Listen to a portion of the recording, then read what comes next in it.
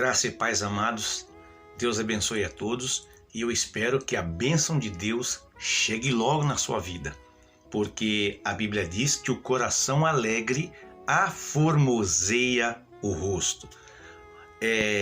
Eu quero agradecer a vocês que estão acompanhando o nosso canal e que se inscreveram recentemente.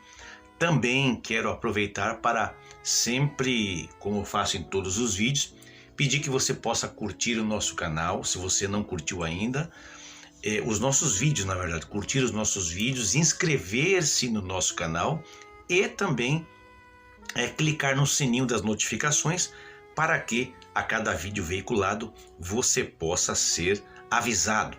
Vamos direto ao ponto, sem enrolação. Bom, nós estamos estudando aqui esta revista, neste trimestre aqui, tá com reflexo aqui, ó.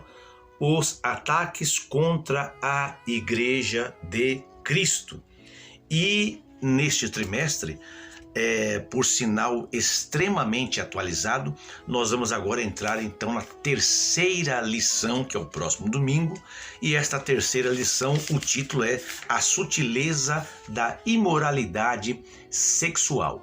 E eu deixei já para vocês o texto áureo, deixei também a verdade prática, que é a verdade para ser aplicada no dia a dia da nossa vida. E a leitura em classe, eu vou deixar aqui no rodapé, gente, e eu não vou fazê-la, tá? Ela está em 1 Coríntios, primeira carta de Paulo aos Coríntios, capítulo 6, versículos 15 a 20, e também carta de Paulo aos Romanos, versículos 26 a 28 do capítulo 1. Romanos 1, 26 a 28 e 1 Coríntios 6, 15 a 20. Eu tenho 3 motivos para não fazer a leitura bíblica como muitos outros irmãos o fazem. Por quê, gente? Porque o meu intento é que o ouvinte destes vídeos de escola dominical, eles possam tomar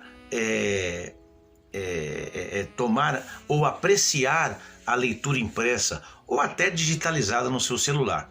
Porque quando a gente vai lendo, e de preferência é sempre bom que você leia em voz alta, como eu estou fazendo aqui, falando com você, porque nós vamos desenvolvendo a nossa dicção, nós vamos nos deparar com palavra que não conhecemos, e aí a gente pega um dicionário para poder entender aquela palavra e, consequentemente, entender o contexto. E também, lendo em voz alta, eu vou melhorando o meu vocabulário, não só a dicção, mas também o vocabulário quando eu vou tomando conhecimento das palavras que antes eram desconhecidas. Segundo ponto é que eu citei aqui 2 cartas de Paulo, do apóstolo Paulo, Coríntios e Romanos. Quem vem primeiro? Coríntios ou Romanos? Então a gente também, principalmente os novos na fé, os novos convertidos, eles vão aprendendo onde se localiza os livros da Bíblia, certo? E o terceiro motivo é que nós ganhamos tempo, já que o nosso tempo de vídeo é muito corrido, tá bom? Então eu peço que você dê uma pausa no vídeo, que você faça a leitura bíblica em classe. Estou mantendo aqui, ó, no rodapé, aqui embaixo, tá vendo? A tarjeta, né, com a referência bíblica para que você possa tomar conhecimento. Meus amados, essa lição é uma lição importantíssima, infelizmente pouco ventilada em nossas igrejas, em nossas congregações, e ela veio num momento muito propício em que nós estamos ainda passando por uma revolução sexual, como vai dizer o texto aqui. Eu tenho alguns tópicos para conversar com vocês, porque eu não vou ler a revista, gente, porque a revista eu creio que o aluno lê em casa, né? Os tópicos da revista. Eu vim aqui apenas colocar uma cerejinha no bolo, colocar apenas um tijolinho aí nesta construção que você já tem, e assim pode ser que eu possa lhe ajudar em alguma coisa. Eu vou ler apenas a introdução e a conclusão da lição. A introdução diz assim: nesta lição abordaremos questões relacionadas à assexualidade. Destacaremos que a revolução sexual provocou grandes mudanças na forma como a sexualidade era vista e praticada no Ocidente. Práticas antes vistas como pecaminosas e até mesmo criminosas, passaram a ser tratadas com naturalidade e normalidade. Por exemplo, o sexo antes do casamento entre pessoas solteiras, que era visto como fornicação, passou a ser uma prática cada vez mais aceita e tolerada. Da mesma forma, o adultério, que já foi tratado como crime, também passou a ser visto com naturalidade, bem como a normalização da homossexualidade. Bem, meus amados, a gente não tem dúvida que em todas as áreas da vida, elas estão sendo invadidas por uma flama imoral que não poupa pessoa alguma. Hoje, não importa a idade, crianças de tenra idade e de qualquer faixa etária, não é só criança de tenra idade ou adolescente ou jovem, não. Até pessoas no fim da terceira idade têm sido atacadas por convites procedentes da sexualidade pervertida. Em muitas de nossas publicações, e na maior parte dos meios de entretenimento, de divertimento, o destaque maior é conferido à atração do sexo. Muitos líderes religiosos, inclusive, eles perderam as rédeas. Essa que é a verdade. Eles não estão conseguindo mais identificar a causa ou dar um remédio para essa doença do homem, e estão falando agora numa nova moralidade que possa se ajustar à nossa época. Só que essa chamada nova moralidade nada mais é e nada menos é do que a antiga imoralidade que agora está atualizada. Bom, você tem dúvida disso?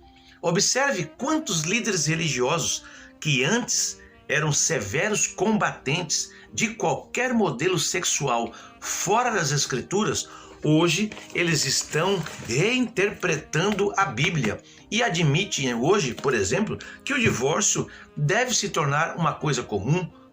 Um deles recentemente, de uma das ramificações da Igreja Batista aqui em São Paulo, ele disse basicamente que a Bíblia precisa ser reinterpretada, já que foi escrita em um tempo e espaço muito distante do nosso. Um outro líder religioso, ele mergulhou, chafurdou tanto na filosofia secular, que já tem em sua denominação um grupo religioso de homossexuais cristãos. E até recentemente, na página da juventude da igreja dele, eles estavam escrevendo utilizando linguagem neutra. Então, as indicações dessa desintegração moral em nossa sociedade aparecem por toda parte. Parece que a gente está voltando nos dias de Noé, e nós estamos completando hoje aquele ciclo que Jesus profetizou que ocorreria ao dizer: pois assim como foi nos dias de Noé, também será a vinda do Filho do Homem. Estou deixando sempre toda a citação de versículo que eu fizer, dos quais eu estiver de cabeça, gente, eu vou deixar a referência para vocês aí, tá bom? Bom, então Jesus ele estava reafirmando aquela narrativa encontrada no Antigo Testamento dessa desintegração moral, uma desintegração inclusive social também, e ela foi tão pronunciada que Deus permitiu a destruição do mundo no tempo de Noé. Já há um conceito pós-moderno, daqui a pouco você pode acessar também depois desse vídeo, o que é pós-modernidade, no último vídeo que eu gravei, que eu falo sobre os ataques contra a Igreja de Cristo, utilizando 3 vertentes: a modernidade, pós-modernidade e a tolerância. Dá uma olhadinha lá depois. Então, voltando ao que eu estava dizendo, já há um conceito pós-moderno de que o pecado é, em grande parte, coisa imaginária. Sim, os teóricos pós-modernos estão dizendo que esse conceito de pecado é o homem que cria, e amanhã já não é mais pecado. Aquilo que afirmava ser pecado antes, amanhã não é mais. E aí a gente vai se acostumando com aquela psicologia onde se afirma que o homem é o produto de sua hereditariedade, ou seja, o homem é vítima do meio, ele não tem culpa, ele nasceu num contexto, vamos dizer assim, contaminado, então ele tem que ser contaminado também. Essa é a premissa de hoje. Mas nós podemos afirmar categoricamente que a pornografia já está legalizada. Parece que a gente, meus amados, já não está mais se indignando tanto com o que as nossas crianças estão absorvendo através da arte, do cinema, dos filmes, dos desenhos, dos jogos eletrônicos, não é? E aí, tudo que eu falei agora tem que ter gente nua. Parece que nós estamos insensíveis a essas grosserias do palco, essa glorificação do burlesco, ao afundamento das nossas crianças, dos nossos filhos, não é? Na violência, no cinismo, no sadismo que entra através da televisão em nossas salas de estar. Aliás, muito mais mortal para a alma está esse esgoto aberto por um fenômeno chamado internet, que, se por um lado é uma ferramenta extremamente útil, por outro tem levado milhares ao naufrágio em uma lama espessa de grosserias humanas. O que reina em todas as culturas é a imoralidade, a degeneração e a glorificação da prostituição. Que coisa triste, meus amados. E essa obsessão do sexo sempre foi a marca de civilizações em decadência. Quando os povos e pessoas perdem o rumo, o propósito, a vontade, os objetivos, bem como a fé, então essas pessoas começam a se lançar, não é? Como os antigos israelitas fizeram, com muita vontade na devassidão. E aí a gente vê que se trata de uma forma de diversão que não requer pensamento, não é caráter ou então freio. E um dos grandes historiadores do nosso mundo foi quem disse isso, que nós chegaremos a um tempo em que o homem seria pior do que os animais. E essa sociedade que nós vivemos, não é?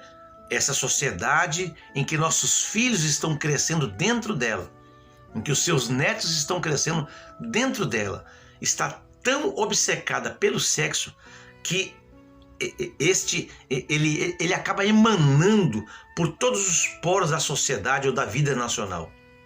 O sexo ocupa por toda parte a capa das publicações. Os sites mais acessados do mundo, depois daqueles que são relacionados à tecnologia da informação, não é? São os sites pornográficos. E aí você anda nas ruas, nos transportes públicos, e você percebe que o diabo, ele é o estilista do século XXI. Por que eu estou dizendo isso? Porque as roupas estão cada vez mais curtas, mais sensuais, mais coladas, mais rasgadas, mostrando partes do corpo que deveriam estar cobertas. Mas aí as pessoas hoje não precisam mais, como antigamente, buscar uma literatura para ver alguma coisa desse tipo. Hoje você vê em qualquer lugar. Você acessa o YouTube para ver ali um site que você gosta, uma programação, entra um comercial e aparece um clipe obsceno de uma música com uma letra infame. Facebook, Twitter, WhatsApp, Instagram exalam sexo. Aliás, cuidado com os grupos dos quais você faz parte. O TikTok é a nova perdição para a garotada ver o que não presta. Os meios de comunicação, então, estão incitando, não é? Todas as formas de perversão e imoralidade sexual. E aí não é de admirar que jovens cada vez mais jovens, 10, 12, 14 anos, estão experimentando, não é, de forma dissoluta os prazeres do sexo. Nós estamos corrompendo a imaginação e o bom gosto de toda uma geração. E quando eu falo nós estamos, gente, é no sentido de humanidade, é no sentido generalizado. Bem, ninguém pode duvidar que os apetites sujos se tornam a satisfação principal da vida. Desse modo, nós estamos permitindo que triunfe o demoníaco. Jeremias, o profeta, avisava desde o tempo dele, no capítulo 6, versículo 15. Vamos ver o que Jeremias disse. Eu não vou citar isso de cabeça porque pode ser que eu erre alguma palavra, mas é bom a gente pegar a Bíblia. Jeremias capítulo 6, versículo 15, no tempo dele, ele dizia o seguinte: serão envergonhados, porque cometem abominação sem sentir por isso vergonha. Nem sabe que coisa é envergonhar-se. Portanto, cairão com os que caem. Quando eu os castigar, tropeçarão, diz o Senhor. É claro que isto foi dito em um espaço e no tempo separado do nosso, para um povo específico, mas o princípio deste versículo serve para nós. Há um teórico, o Dr. Peter Alexandrovich Sorokin, eu vou deixar a foto dele na tela aí, um dos mais astutos observadores do cenário sexual norte-americano, ex-professor de sociologia na Universidade de Harvard.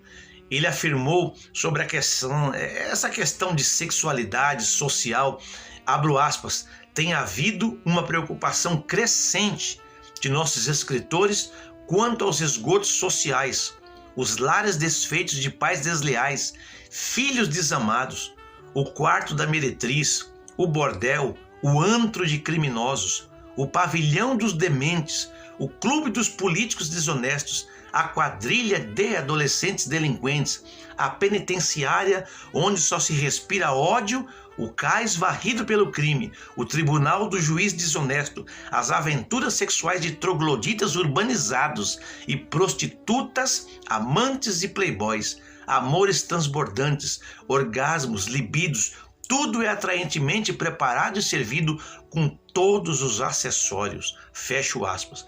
Ele está dando aqui todos os ingredientes desta sopa indigesta, não é?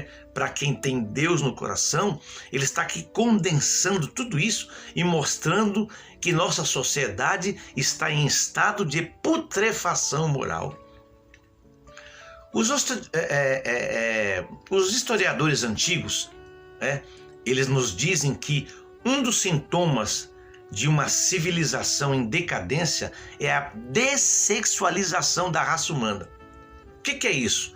Ele percebeu que os homens estão se tornando mais afeminados e as mulheres mais masculinizadas, não somente em suas características físicas, mas também na sua personalidade básica.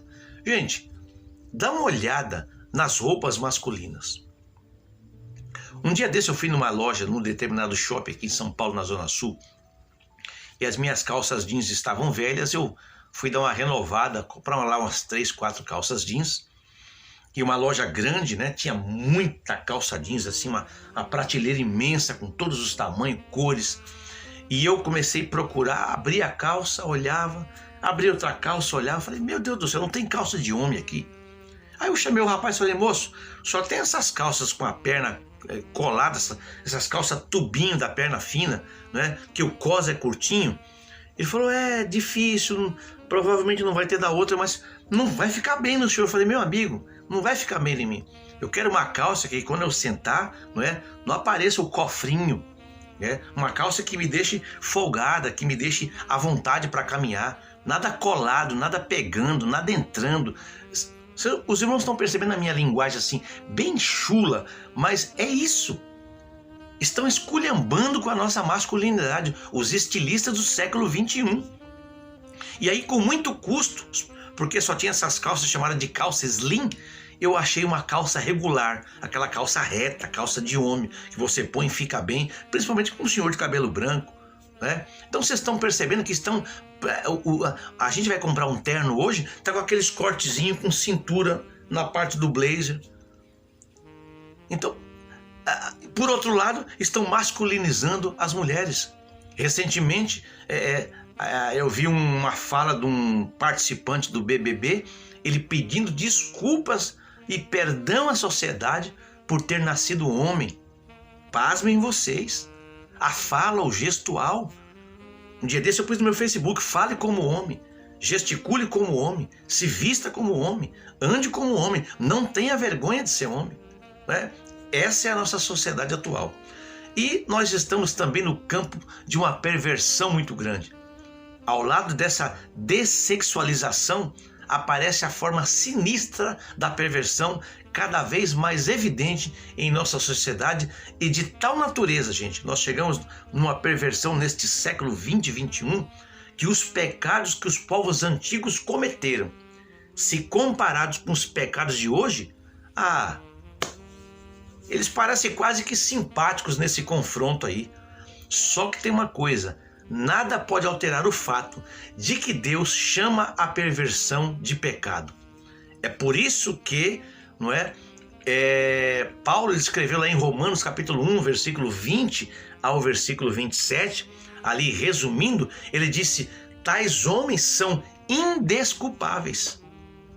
E diz mais lá, porque Deus entregou essas pessoas que gostam, que chafurdam na perversão, às suas paixões infames, porque até as suas mulheres mudaram o uso natural de suas relações íntimas por outro contrário à natureza, e semelhantemente os homens também, deixando o contato natural da mulher, se inflamaram uns para com os outros, homens com homens, e recebendo em si mesmo a merecida punição do seu erro, porque cometeram torpeza. A Bíblia é clara.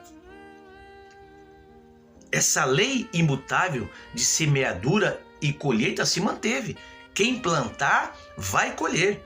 Nós somos agora possuidores desafortunados da depravação moral e procuramos em vão a cura pelos meios humanos.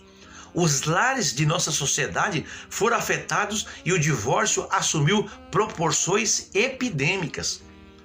Quando a moralidade da sociedade, e de uma nação está desse jeito aí, a família é a primeira a sofrer. O lar, gente, é a unidade básica, Eu costumo dizer que a família é a célula da sociedade e o lar é a unidade básica, E se este lar está deficiente, está ruim, então toda a sociedade passa a ser perturbada. O rompimento de um lar nem sempre constitui um assunto para se colocar na página de um jornal, uma manchete de revista, mas só que devora como os cupins a estrutura de uma nação. Então eu deixo aqui papai e mamãe, marido, esposa, tomem cuidado com a sua família, monitore o que os seus filhos estão fazendo, perceba o que eles estão vendo. Aliás, vou dizer para alguns aqui, aprenda a ligar pelo menos o computador, porque o seu filho está te dando um nó. Por que ele não consegue receber o batismo no Espírito Santo? Por que ele não consegue se fortalecer espiritualmente? Por que ele não consegue ser uma pessoa extremamente avivada? Os nossos jovens de hoje, porque hoje nós estamos na era da comunicação rápida, da globalização. Nós temos um mundo em nossas mãos. Isso aqui é um tablet. Eu tenho aqui qualquer coisa nas minhas mãos. E o que acontece, gente? O que acontece é que a nossa juventude não está sabendo navegar. Eles estão naufragando na internet e principalmente na vida espiritual. As redes sociais têm afundado muitos casamentos, têm acabado com ministérios. As pessoas começam se relacionando virtualmente, basta ter uma briga no casamento, uma dificuldade, uma desavença, as pessoas vão para a rede social, daqui a pouco aparece alguém elogiando uma foto que você colocou e as pessoas vão sendo estimuladas a conhecer gente nova e daqui a pouco começa um relacionamento paralelo e daqui a pouco as pessoas estão afundando na vida espiritual. Nos últimos 2 anos, vou mudar um pouquinho de assunto, mas tudo dentro deste tema, mais de 320 mil crianças foram registradas somente com o nome da mãe na certidão do casamento, segundo dados dos cartórios de registros civis no Brasil. Eu vou deixar o link disso que eu estou dizendo para vocês aqui. Eu vi isso no canal R7. Mais de 320 mil crianças, repito, foram registradas somente com o nome da mãe na certidão de nascimento, segundo dados do cartórios de todo o Brasil. E além de sofrerem esse abalo emocional, sem o convívio com o pai e também muitas vezes sem ajuda financeira, as crianças, na maioria das vezes, elas passam dificuldades. Em 2020 e 2021, 327.806 recém-nascidos ficaram sem o nome do pai no documento. E também os reconhecimentos de paternidade caíram mais de 30% se a gente comparar 2020, por exemplo, 2021 com 2019. Certo, gente? Então, veja, esse percentual esmagador vai vitimizando as crianças. E isso aconteceu porque foi um relacionamento rompido pelo divórcio, pelas traições, pela promiscuidade, engravidou, o cara não vai assumir, não é? Não há compromisso, não há aquela relação familiar. Isso tudo derivado da imoralidade sexual. Põe-se em movimento, não é? Um círculo vicioso, e como diz a Bíblia lá em Jeremias 31 e o versículo 29, os pais comeram uvas verdes, mas foi os dentes dos filhos é que se embotaram. Quem experimenta então no copo dessa imoralidade sexual vai fazer alguma coisa para experimentar mais. Só que vai chegar num ponto que tem que aumentar a dose para se chegar à mesma satisfação da primeira vez. E à medida que essa sensação entra em desgaste, são levados a novos meios e experiências diferentes para conseguir aquela sensação comparável. O insaciável sexual é torturado por sentimentos de culpa e remorso. O seu modo de vida acha-se saturado de tensão intensa, não é? Emoções antinaturais, conflitos íntimos. A sua personalidade é contrariada na busca do aperfeiçoamento. E aí, essas paixões acabam escapando ao controle e o resultado final é a frustração. E nesse desafio, a lei de Deus e a norma social sobrecarrega-se a alma de tensão mortal. Essa procura de novas sensações, novos prazeres, novas experiências excitantes faz com que se mantenha essa pessoa tomada pelo medo. Gera isso aí uma insegurança, um sentimento de futilidade, porque a pessoa está envolvida nisso, ela percebe que o tempo está passando, ela não produz nada, ela não cresce. E aí o Dr. Sorokin, que eu citei agora há pouco, ele vai dizer que o estado físico, emocional dessa pessoa vai ficando enfraquecido. Não é? Essa pessoa que é insaciável sexual geralmente vai acabar ficando incapacitada para resistir às pressões ligadas a essa atividade que ele está habituado, e esta pessoa vai acabar cedendo ao peso da imoralidade sexual. E muitas vezes acaba tomando-se uma atitude de suicídio, ou então a pessoa fica neurótica. E, gente, é bem claro o aviso encontrado na Bíblia, na Epístola aos Hebreus, capítulo 13 e versículo 4, não é? Porque Deus julgará os impuros e os adúlteros. Gente, esse tipo de mensagem, olha, é mais gostoso a gente pregar aqui no Salmo 23, Salmo 46, não é? Salmo 133, porque aí todo mundo dá glória, todo mundo adora, não é? Tem até abraço, alguns dão uns pulos, mas esta mensagem, porque Deus julgará os impuros e os adúlteros, é uma mensagem indigesta, mas está na Bíblia, é um alerta para nós. Quem zomba da ideia desse julgamento faria bem em estudar as mais recentes estatísticas sobre nascimentos ilegítimos e doenças venéreas. Os nascimentos ilegítimos se apresentam em níveis nunca antes atingidos e as doenças venéreas se estendem em proporções epidêmicas por toda a nação.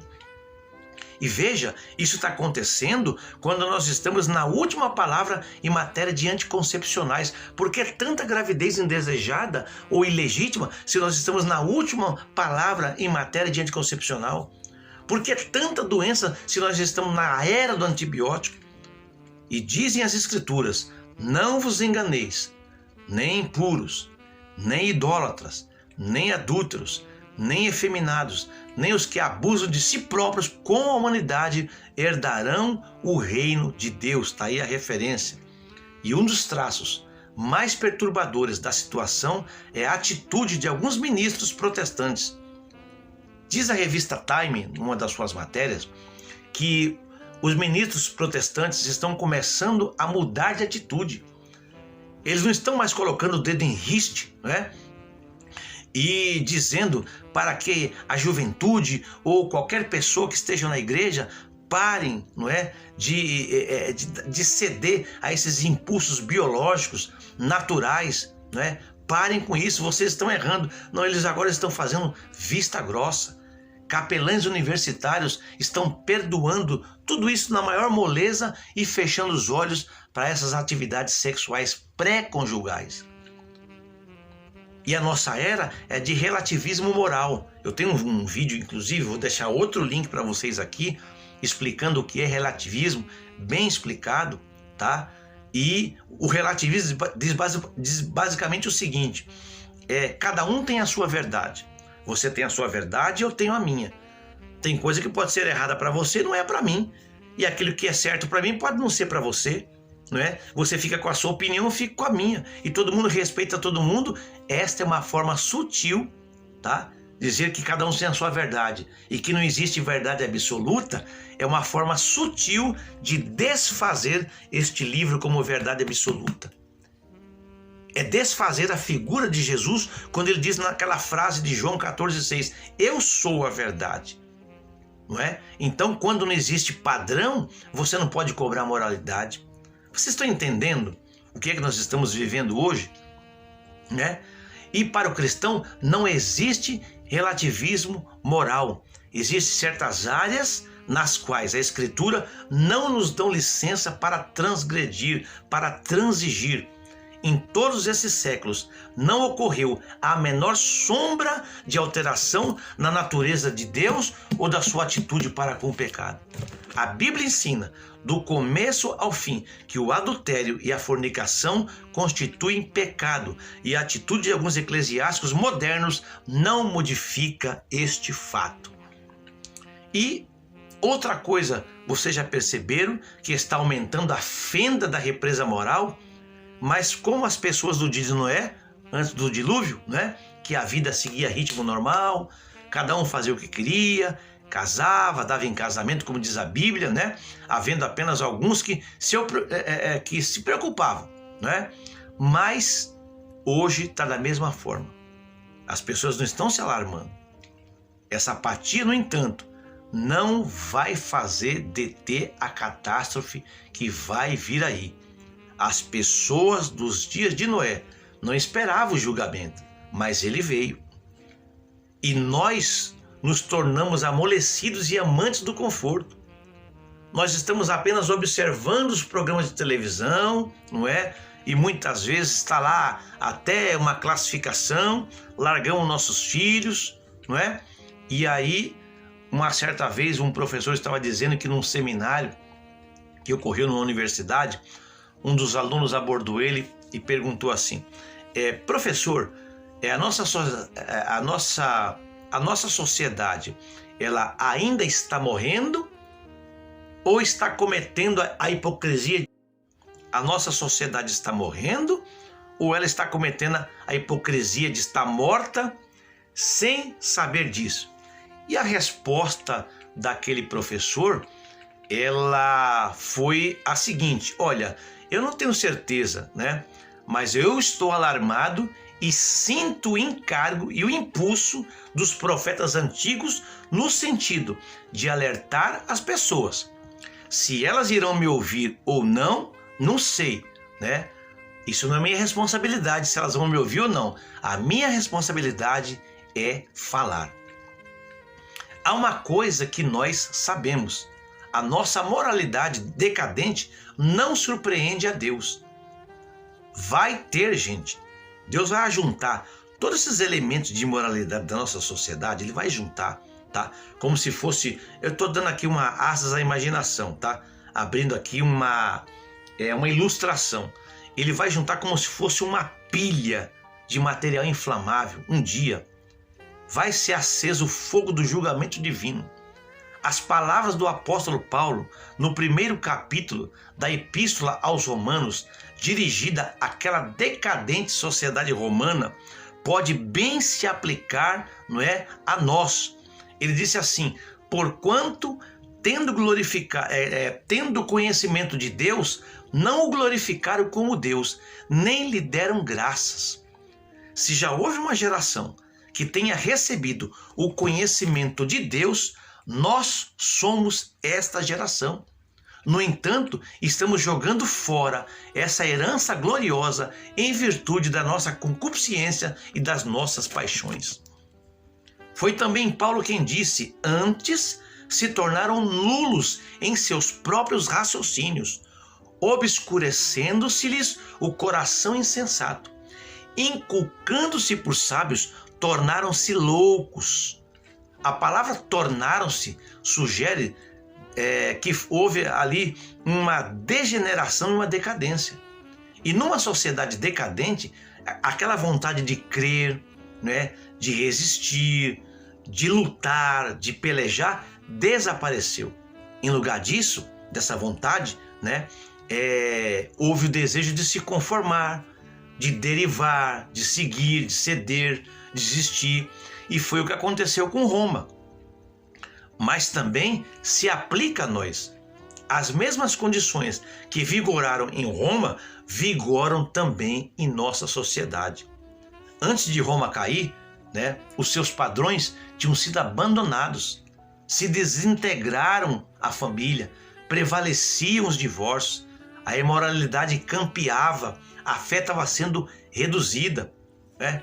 E aí, como disse um sábio, um escritor, Gibbon, ele disse que naquele tempo se falava muito em religião, mas poucos a praticavam. Não é o que está acontecendo hoje em dia? Nossas igrejas estão cheias, mas quantos realmente praticam o cristianismo na vida diária?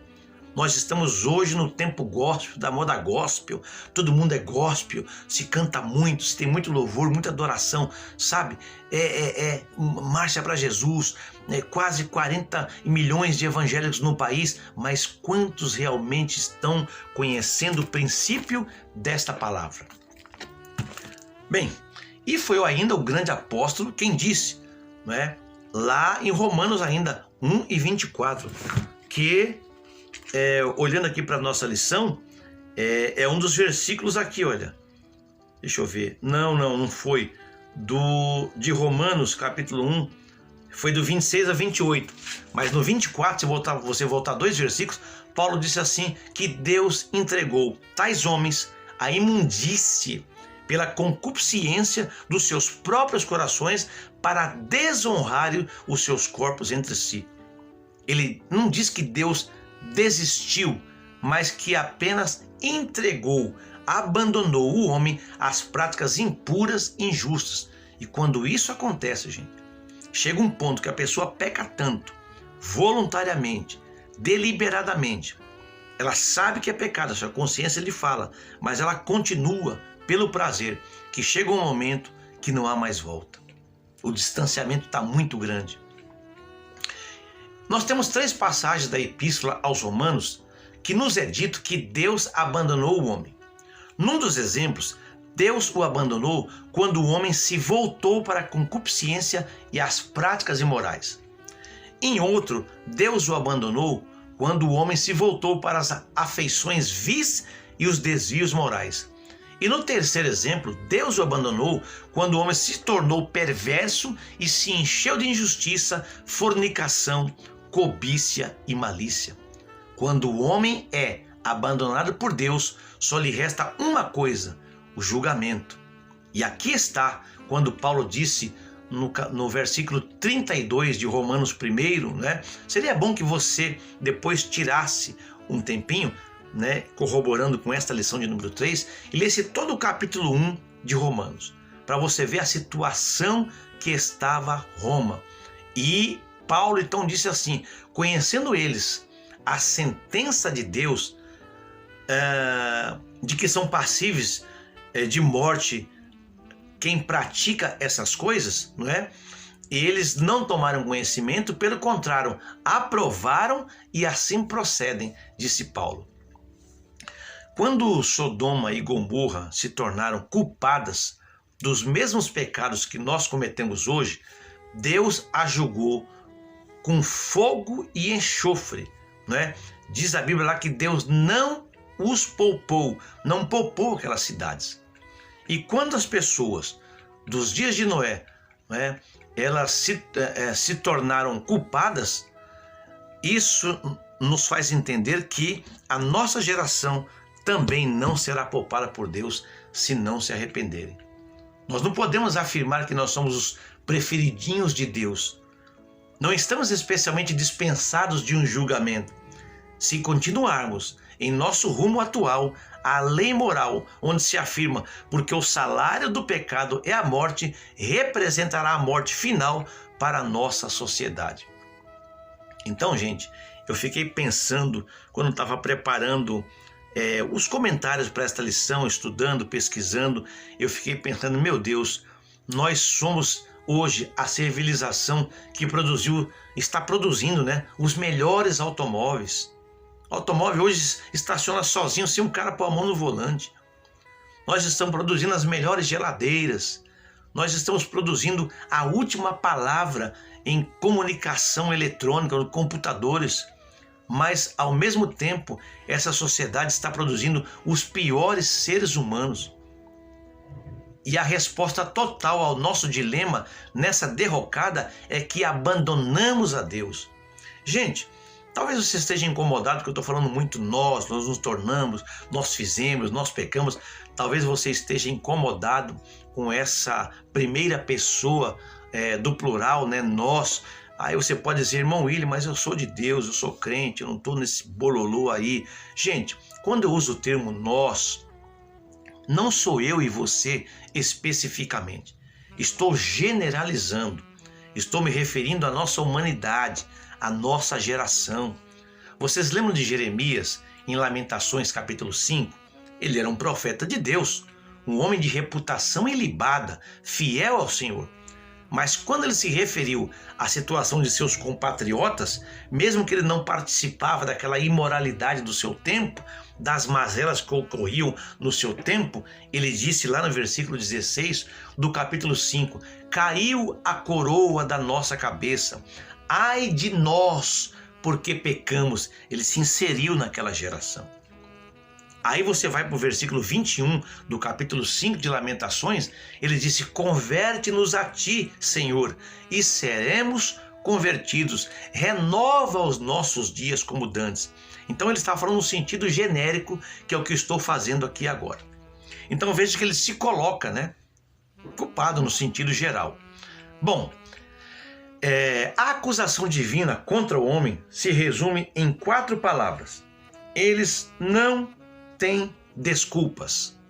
Como nação, nós não temos desculpa, pois nós trocamos o nosso direito de nascimento por um amontoado de prazeres imorais. Em nosso conhecimento, que se tornou insensatez, estamos preparando o cenário para a dissolução pessoal e nacional e, consequentemente, o juízo final. Estamos acumulando bastante material para a conflagração. Estamos construindo para a destruição. Estamos implorando o juízo. Disse certa vez Thomas Jefferson, abro aspas, tremo por meu país quando me lembro de que Deus é justo. Em verdade vos digo, disse lá o evangelista Mateus, no capítulo 10, versículo 15, citando, as palavras de Jesus, que haverá menos rigor para Sodoma e Gomorra no dia do juízo do que para toda esta geração. Mas, meus amados, ainda tem jeito, Ainda há jeito. Que jeito é esse? É nós blindarmos a nossa família, blindarmos a nossa mente, nos acorrentarmos, no bom sentido da palavra, a essas escrituras. É bem verdade que o dia está se aproximando do seu fim, mas não é tarde demais para que detenhamos os fogos catastróficos do juízo de Deus, no sentido de que ele venha sobre a nossa casa e o nosso lar.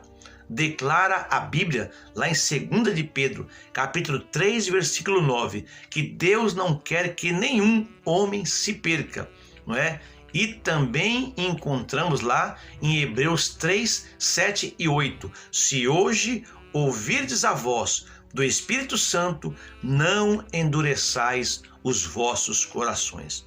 Meus amados, Este vídeo, para não ficar muito comprido, eu vou dar continuidade num próximo mais curto, correto? Porque eu quero explanar um pouquinho o último tópico desta revista, que é o padrão bíblico para uma sexualidade sadia. Existe um padrão bíblico. Existe um padrão bíblico, tá? E neste eu vou fazer separado, porque eu quis dar bastante ênfase sobre a sutileza da imoralidade sexual, né? E essa imoralidade está atingindo todos os níveis. Mas agora você mande esse vídeo compartilhado para seus amigos, né, para sua família. E eu vou deixar para o próximo vídeo sobre o tópico 3 da nossa lição. Vou repetir aqui que tópico é esse. É o tópico intitulado O Padrão Bíblico para uma Sexualidade Sadia. Tá certo? Deus abençoe você, um abraço a todos e fique conosco no próximo vídeo.